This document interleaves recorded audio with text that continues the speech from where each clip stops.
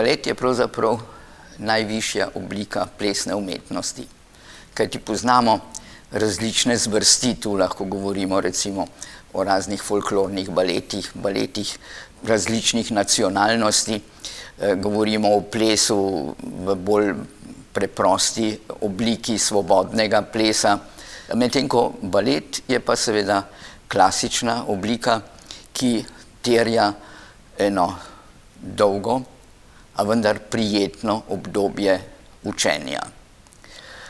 Učenje se začne z osnovnimi koraki in se potem nadaljuje tekom let, da se te osnovni koraki nadgrajujejo. Poleg tega, da imamo korake, ki jih seveda tekom učenja predstavljamo na vedno zahtevnejši osnovi, se med poukom pridružujejo novi koraki.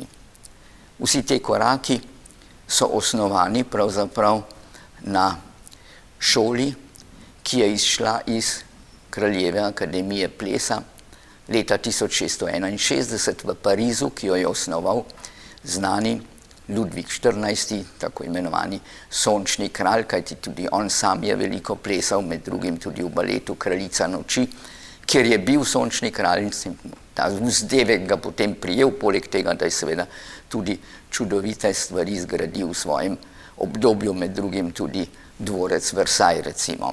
Takrat se je izbralo 8 baletnih mojstrov, ki so postavili nekako kode za učenje klasičnega baleta. V glavnem so izbrali korake, ki smo jih poznali že prej iz starinskih plesov menueta in gavote.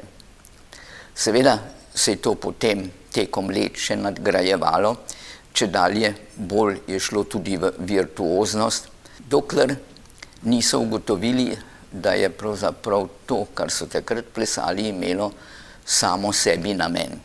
V času Glucka, opernega skladatelja, se je pojavil Jean-Georges Noverre, ki je pravzaprav očistil balet vse te navlake in ki je rekel, da mora predstavljati balet resnično življenje.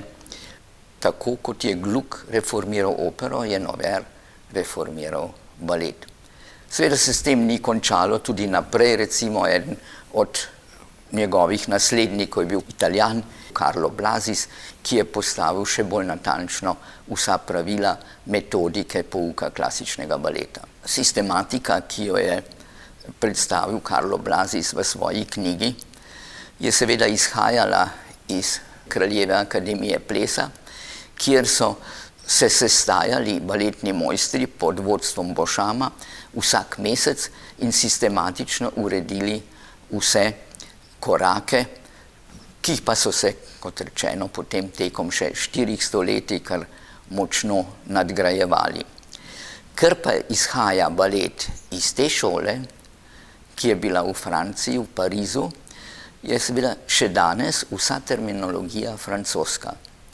In zato obstaja seveda kar nekaj tudi učbenikov ali priročnikov, ki to pojasnjujejo.